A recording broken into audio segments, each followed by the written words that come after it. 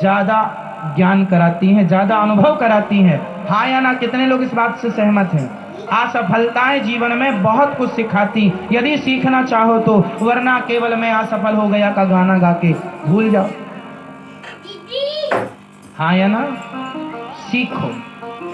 जो जितना अधिक असफल हुआ है उसके उतने ही सफल होने की संभावना बढ़ती चली जाएगी।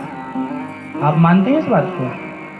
जो व्यक्ति जितना असफल हुआ है उसके सफल होने की उतनी ही संभावनाएं बढ़ती चली जाएंगी, क्योंकि उसे काम का अनुभव होता चला गया।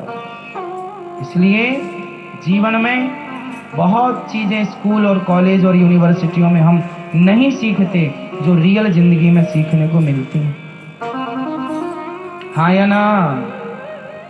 बोलो हाँ या ना? भगवान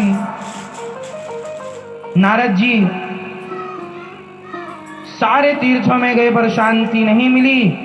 सनकादियों के मध्य गए, सनकादियों ने कहा भक्ति ज्ञान वैराग्य जो उदास थे उन्हें भागवत सुनाओ। हरिद्वार की पावन धरती पर जो भागवत की चर्चा सुनाई नारद जी ने सनकादियों को। सनकादियों ने श्री नारद जी भक्ति ज्ञान वैराग्य को भागवत सुनाई। सदा सेव्या श्रीमद् भागवती कथा यस्याः श्रवण मात्रेण हरिश्चित्तं समाश्रये। भागवत कितनी बार सुननी चाहिए हमें? बताओ आप बेटा, कितनी बार सुननी चाहिए? बोला आप, बताओ आप, आपके बगल में बताओ कितनी बार सुननी चाहिए? आपसे ही पूछ रहे हैं, बहन चश्मा लगाए बैठी हो। कितनी बार? हाँ, राम राम रटते रहो जब तक घट में प्राण, कभी तो दीन दयाल के भनक पड़ेगी कान। भगवान का नाम जपते रहो कभी तो सुनाई पड़ेगा ना, इसलिए जपते रहो। राम राम रटते रहो जब तक घट में। कथा सुनकर भक्ति महारानी कथा सुन ही रही थी, तभी उस कथा के मध्य में भक्ति ज्ञान वैराग्य प्रकट होकर बोले मेरा सारा दुख कथा से दूर हो गया, मुझे बैठने का स्थान। सनकादियों ने कहा जाओ भक्तों के हृदय में जाकर बैठ जाओ।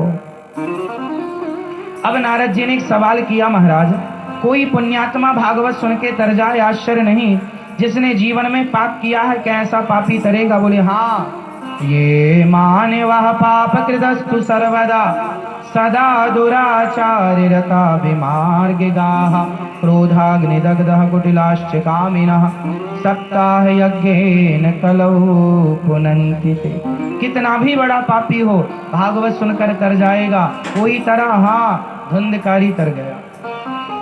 एक पंडित जी थे, नाम था आत्मदेव, उनके पत्नी का नाम था धुंधली। आत्मदेव जी की कोई संतान नहीं थी। एक दिन संत जी ने उन्हें फल दिया तो फल खाया, पत्नी को दिया, पत्नी ने गाय को खिला दिया, गाय को बेटा हुआ, बच्चा हुआ, गौकर्ण नाम रखा, और बहन से बेटा पैसों में खरीद लिया। धुंधली ने नाम धुंधकारी रखा। धुंधकारी ने बड़े होकर अपने माता पिता को बहुत सताया, बहुत मार लगाई, बहुत कष्ट दिया। एक दिन धुंधकारी अपने पिता को मार रहा था।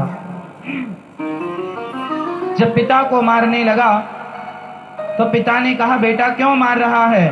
बोले जितने पैसे तुमने गड़ाए हैं सारे ला कर दो, दवाए हैं सारे ला कर दो। खूब धन मांगा, नहीं दिया पिता ने, पिता के पास था ही नहीं।